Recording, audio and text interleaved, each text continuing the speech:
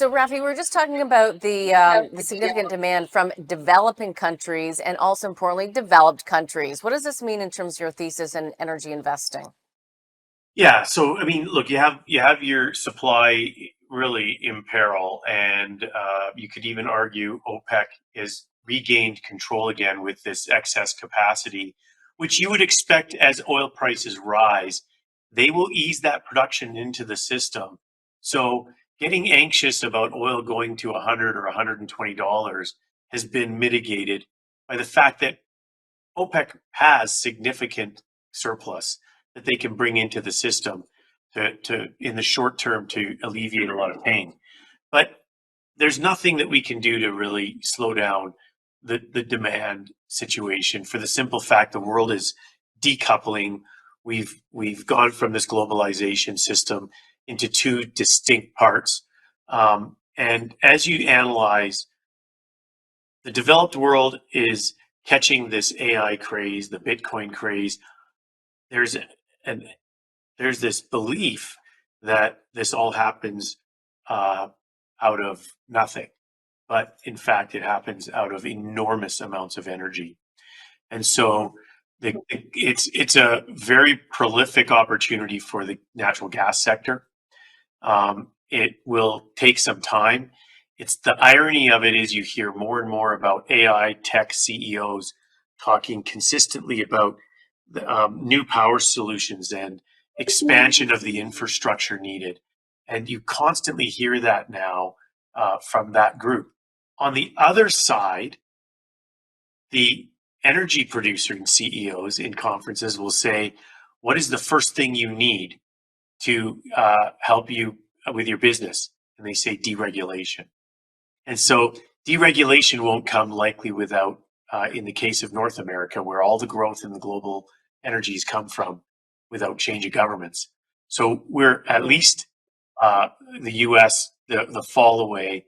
Then, assuming you get a new government in power, that government will take probably several years just to be deregulating, let alone giving the producers the chance to start to expand their production.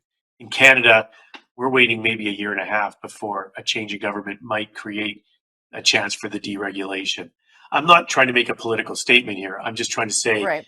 that is what is required to satisfy this appetite. That's the developed world.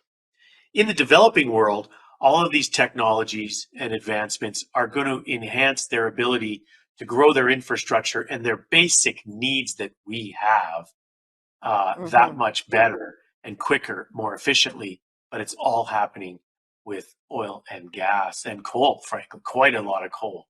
Yeah. So, I know people forget it, that.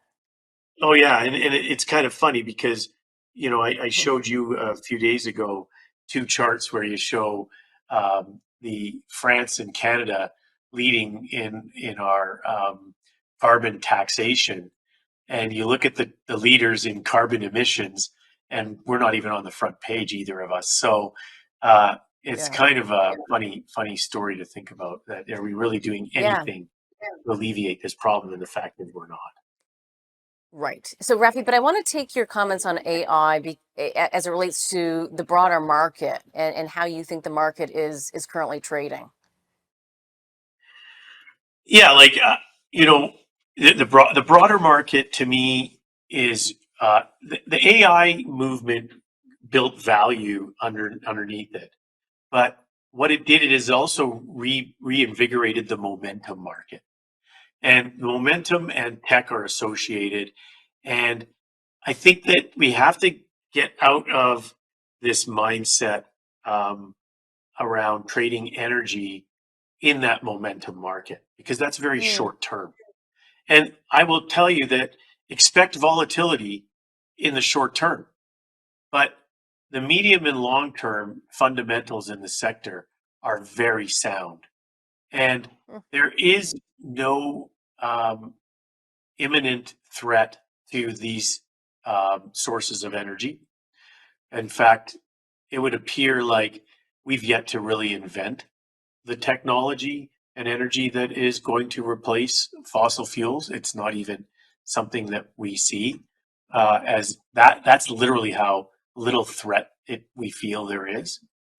And And then on top of that, I think you have to um, start to realize that the, the developed world carries a lot of the verbiage around the new world that we want to live in.